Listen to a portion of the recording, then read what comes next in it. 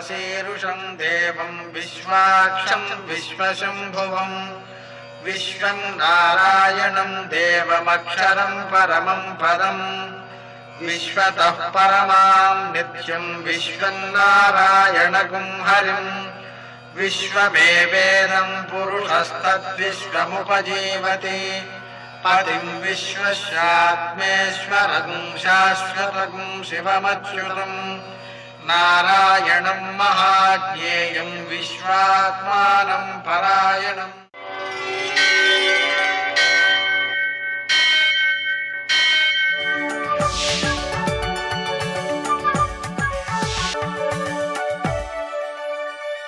सूर्यशौर्यमथेन्दुरिन्द्रपदवी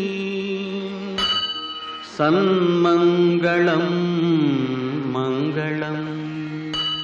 मर्कटेश महोत्साह सर्वशोक विनाशना शत्रुसंहरमां वृक्षश्रियन्दापयमे ప్రభు। నేటి కాలమాన విశేషాలను గమనిద్దాం. స్వస్తి శ్రీ చాంద్రమాన దుర్ముఖనామ సంవత్సరం ఉత్తరాయణం, గ్రీష్మ ఋతువు, జ్యేష్ఠమాసం, శుక్లపక్షం, మంగళవారం. సూర్యోదయం 5:44, సూర్యాస్తమయం 6:45. తిథి తదియ రాత్రి 12:53 వరకు. నక్షత్రం ఆర్ద్ర ఉదయం 8:47 వరకు. వర్జం రాత్రి 8:16 నుంచి 9:48 వరకు. దుర్ముహూర్తం ఉదయం 8:20 నుంచి 9:12 వరకు. మరల రాత్రి 11:09 నుంచి 11:53 వరకు.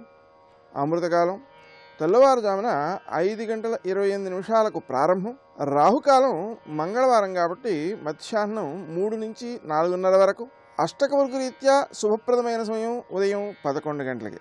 నేటి విశేషం రంభా తృతీయ. రంభ అంటే అరటి చెట్లు అని అర్థం. అరటి చెట్టు మొదట్లో అమ్మవారిని పెట్టి పూజించి ఉపవాసం ఉండి రాత్రి కూడా ఆ చెట్టు యొక్క సమీపంలోనే శయనిస్తూ ఆరంభంపు రోజు ఉపవాసం ఉంటుంది.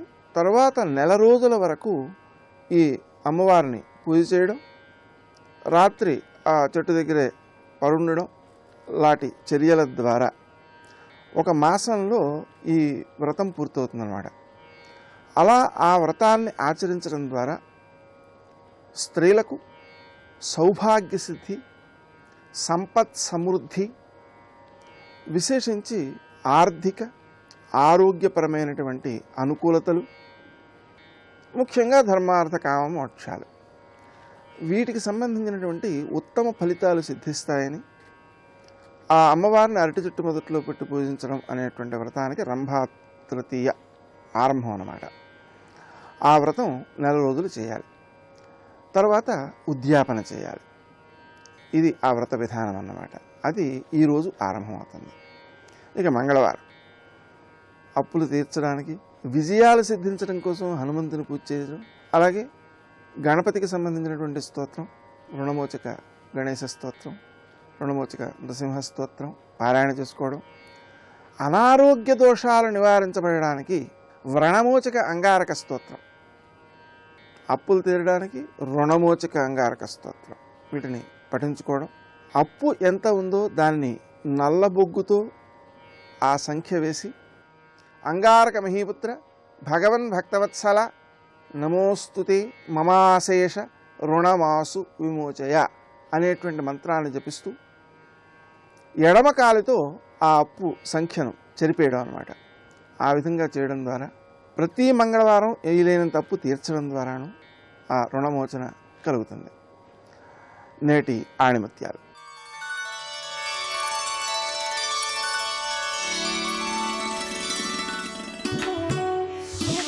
నీకన్నా ఉన్నతుడు కనిపించినప్పుడు అతనితో సమానత్వం సాధించేందుకు ప్రయత్నించు. నీకన్నా తక్కువ వాడు తారసిల్లినప్పుడు అతన్ని నీలాగా తయారు చేయడానికి ప్రయత్నించు.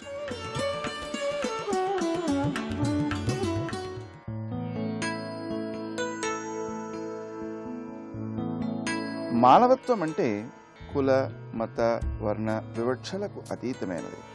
ఆ మానవత్వాన్ని తన తత్వంగా చేసుకున్న ప్రతి మనిషి మహనీయుడే.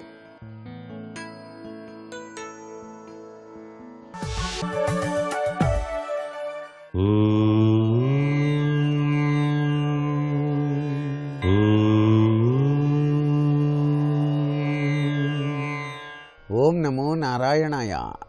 ఓం నమః శివాయ. శ్రీమాత్రే నమః.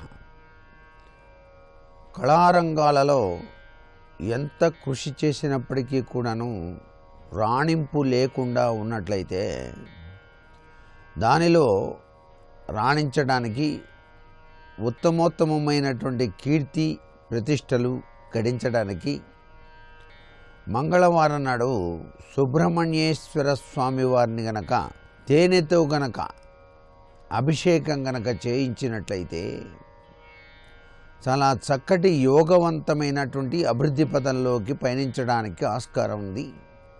కళారంగంలో సంగీతం, నాట్యం మొదలైనటువంటి రంగాలలో విశిష్టవంతమైనటువంటి ఖ్యాతిని గడించడానికి కూడాను సుబ్రహ్మణ్యుడు సహకరిస్తాడు సుమా అని చెప్పేసి శాస్త్రం.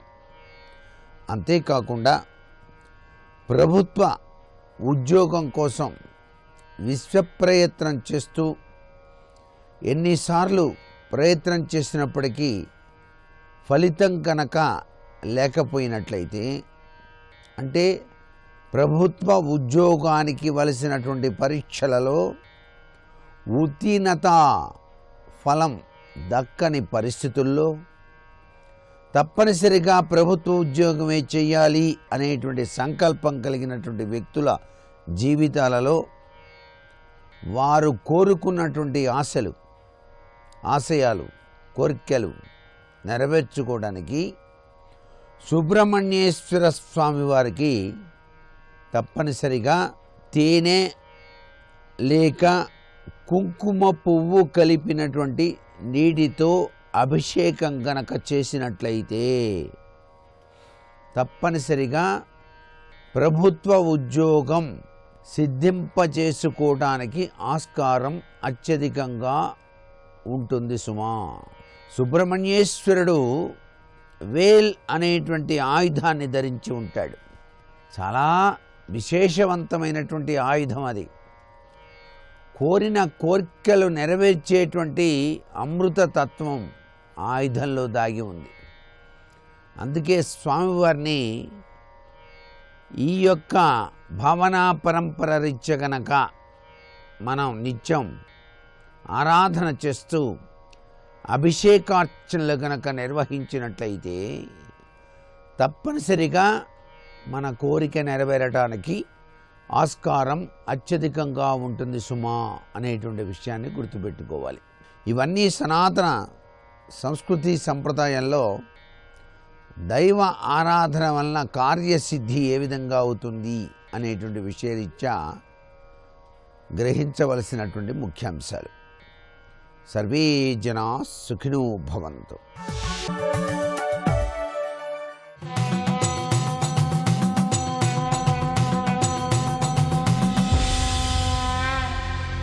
శతక సాహితీ సరస్వతికి నమస్కారం. నరపసునందన నిందన పంక కళంకౌఘ సంకులాం వాణీం శంకర శేఖర ముక్తాలంకార శ్రేణి విమలయత్వం మే.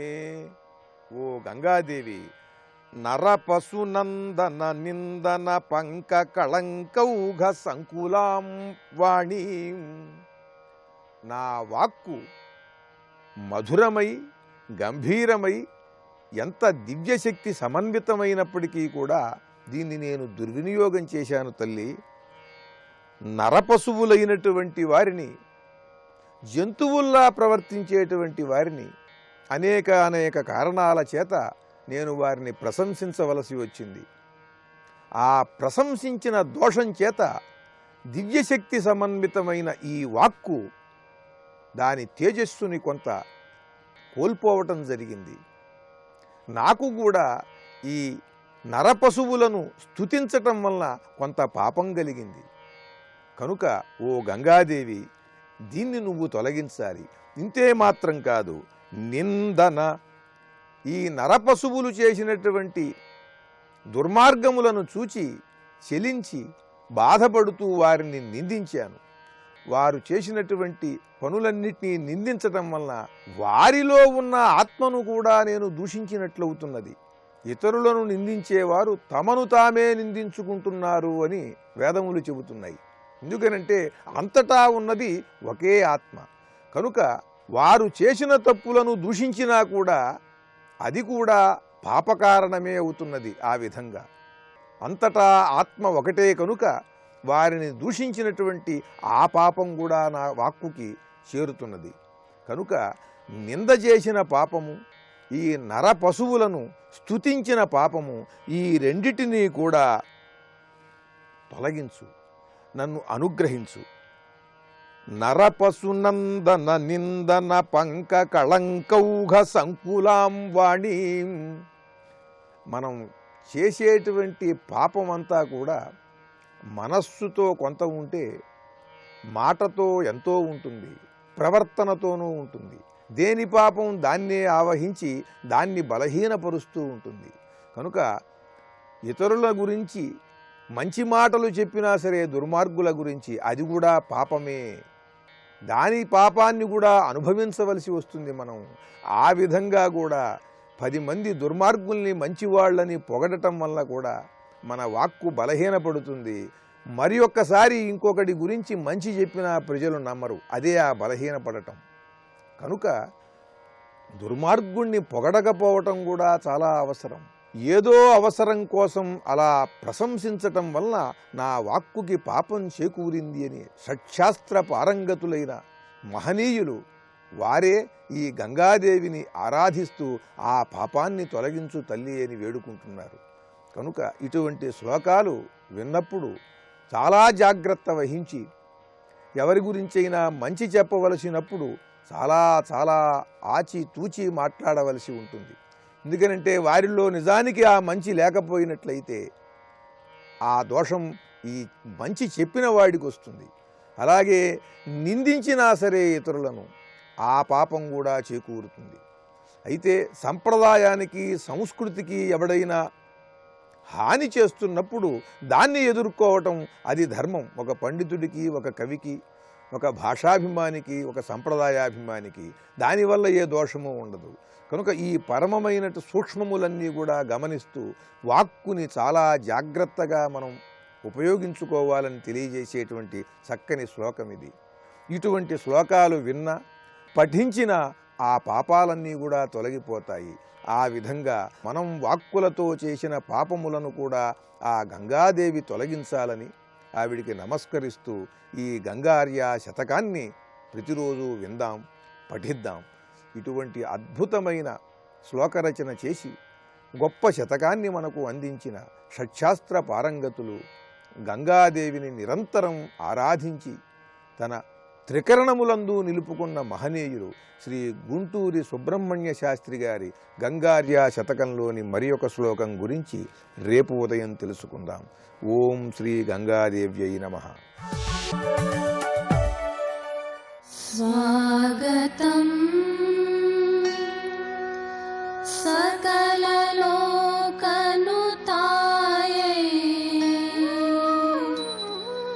స్వాగతం భువనరాజమహిష్యై.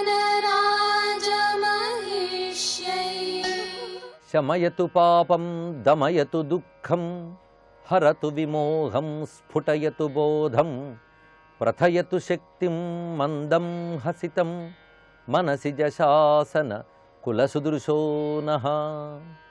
శివాయ గురవే నమః. శ్రీమాత్రే నమః. శ్రీ విష్ణురూపాయ నమః శివాయ. శ్రీ ఉమాయై నమః. జగన్మాత మంత్రాలు సాధన చేయడం వల్ల అది శాస్త్రము చెప్పిన నియమాలతో భక్తితో సాధన చేసిన వాడికి ఎలాంటి సిద్ధులు లభిస్తాయో చెప్తున్న శ్లోకాల పరంపరలో ఉన్నాం మనం. మొదటిగా వాక్శక్తి అనగా సరస్వతీదేవి కటాక్షం లభిస్తున్నది. ఆ తర్వాత లక్ష్మీ కటాక్షము అనగా సర్వ సౌభాగ్య సౌకర్య సుఖాలతో భోగాలతో కూడినటువంటి ఐశ్వర్యం లభిస్తుంది. అటుపై లభించేది సకల జగత్తు తనకు అనుకూలముగా ఉండే స్థితి లభిస్తున్నది, సత్కీర్తి లభిస్తున్నది. ఇప్పటి వరకు 4 రకాల సిద్ధులు చెప్పారు. 5వ సిద్ధి శత్రునాశనము. ఎందుకంటే శత్రువులు ప్రతికూల శక్తులు అంటే మనశ్శాంతి ఉండదు, ఎన్ని ఉన్నా శాంతి అనేది కరువైపోతుంది. అందుకే శత్రుబాధ లేకుండా చేయగలిగేటువంటి అనుగ్రహం కూడా మంత్రములో ఉన్నది. అయితే ఈ అనుగ్రహం పొందేటువంటి సాధకుడు ఎలా ఉండాలంటే సువిమల ధియ, అతని బుద్ధి నిర్మలముగా ఉండాలి. అంతేగాని ద్వేషము, వైమనస్యము మొదలైన శత్రుభావాలు ఉండకూడదు అతని లోపల. అతడుకున్న శత్రువుల బాధ లేకుండా అమ్మవారు చేస్తున్నారు. ఇక ఆ సిద్ధుల్లో అద్భుతమైన సిద్ధి 6వ సిద్ధి, అది మంత్రం వల్ల కావలసిన పరిపూర్ణమైన సిద్ధి. మిగిలినవన్నీ ఈ జీవన వ్యవహారానికి సరిపోతాయి. ఈ 6వ సిద్ధే ప్రతివారు కోరుకోవలసింది. మంత్రం యొక్క నిజమైన సిద్ధి ఇదే. సపది భువన వ్యాప్తం చాప్తై ప్రమాణ పురస్సరం భణితమజరం భద్రం జ్యోతి పరం హృది భాసతే.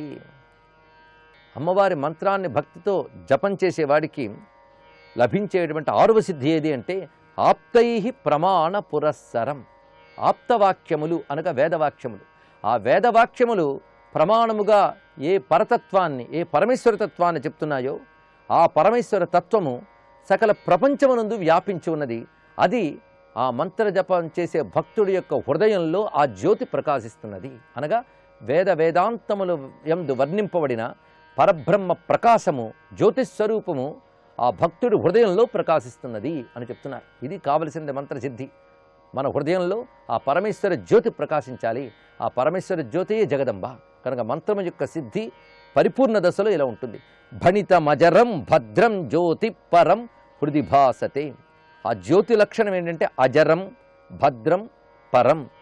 దానికి జరామరణాలు లేవు, శాశ్వతమైనది, క్షేమంకరమైనది, సర్వోత్కృష్టమైనది. అందుకే జ్యోతి పరం. దీన్ని కొంచెం ఇటు అటు తిప్పితే పరంజ్యోతి అవుతున్నది. ఇక్కడ ఆ పరంజ్యోతి స్వరూపమే బ్రహ్మతత్వము.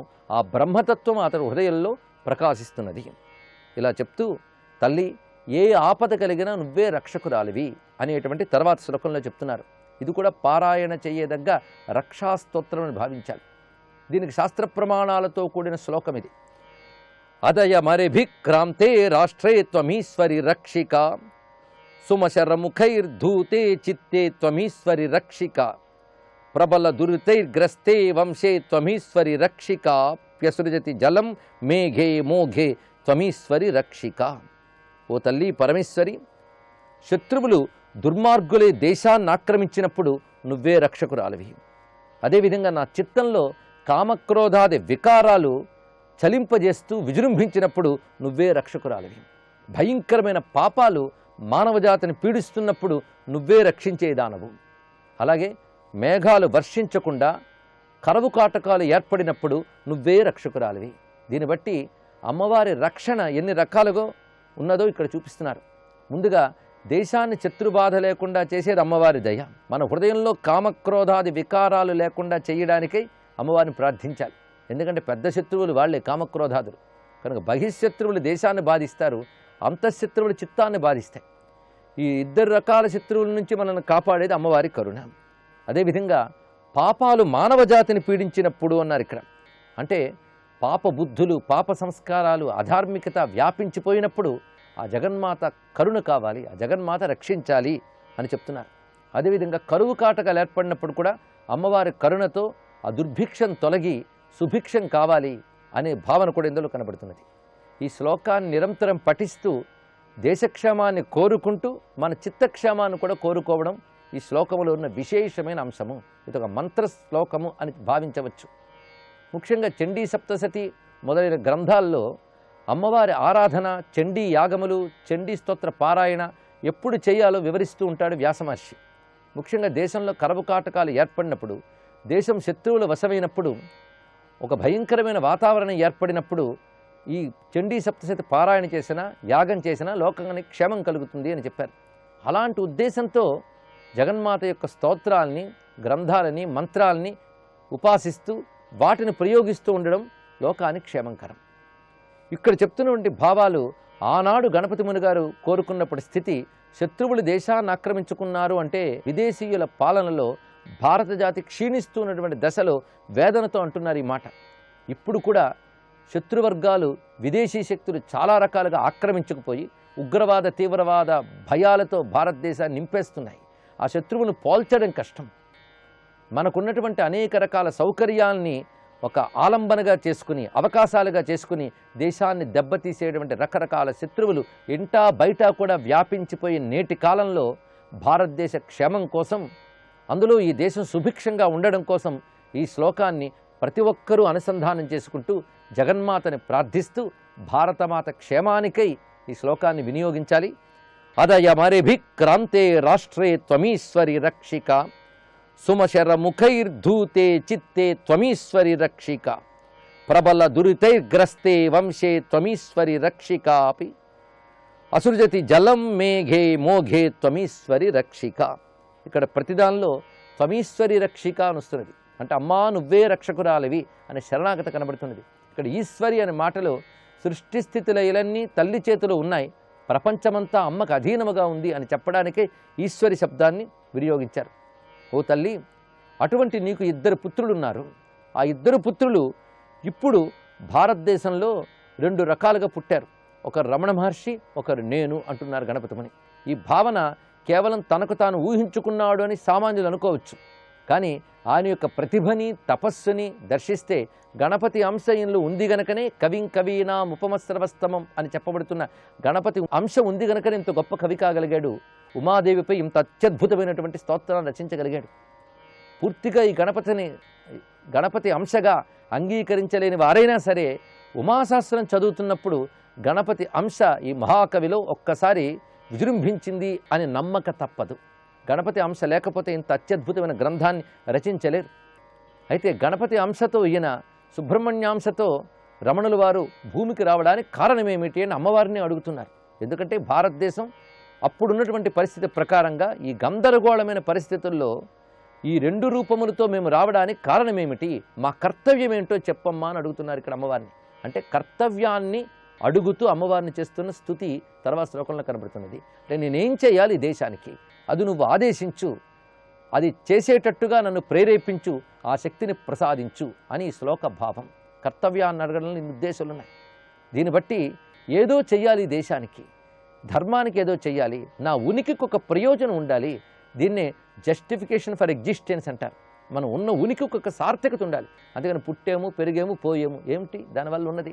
మనం ఉన్నదానికి ఏం చేస్తున్నాం, దేశానికి ఏం చేస్తున్నాం, ధర్మానికి మనకున్న శక్తి బట్టి ఈ ప్రశ్న ఉంటుంది. కనుక అమ్మవారిని ఒక విధంగా నిలదీసి అడుగుతున్నాడు ఈయన.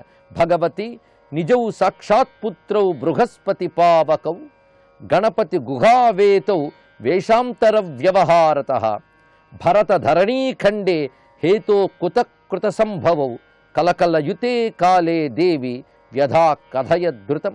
కలకలయుతే కలకలంగా ఉన్నటువంటి కాలము, దీన్ని అల్లకల్లోలం అంటూ ఉంటాం. అంటే గందరగోళమైన పరిస్థితి ఏర్పడి ఉంది అప్పుడు. ఒకవైపు విదేశీయుల పాలన, ఆ పాలన వల్ల స్వదేశీయుల ఆత్మన్యూనత ఏర్పడ్డం. అంతేకాదు కొందరు స్వదేశీయులకి భారతీయ సంస్కృతి అన్న ధర్మం అన్న ఒక ఏవగింపు ఏర్పడి వీటిని విడిచిపెట్టి పాశ్చాత్య ఆకర్షణలో పడిపోయారు. క్రమంగా జాతి ఆర్థికంగా బలంగా క్షీణించిపోయింది. ఇటువంటి పరిస్థితుల్లో మమ్మల్ని ఇద్దరిని ఎందుకు పుట్టించేవి తల్లి, మా కర్తవ్యం ఏమిటి అని అడుగుతూ ఉన్నారు గణపతి ముని. మిగిలిన భావాలను రేపు పరిశీలిద్దాం. సర్వం శ్రీమాతృ చరణారవిందార్పణమస్తు.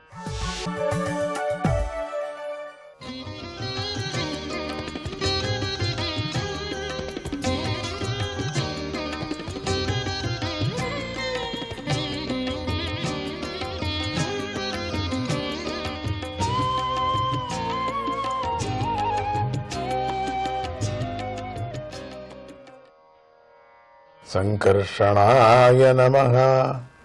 ఈ జనన మరణ ప్రవాహ రూపమైన సంసారంలో సత్వరజస్తమో గుణాల వల్లను అవి కారణంగా గల కర్మల వల్లను జీవుడు గట్టిగా బంధించబడుతున్నాడు.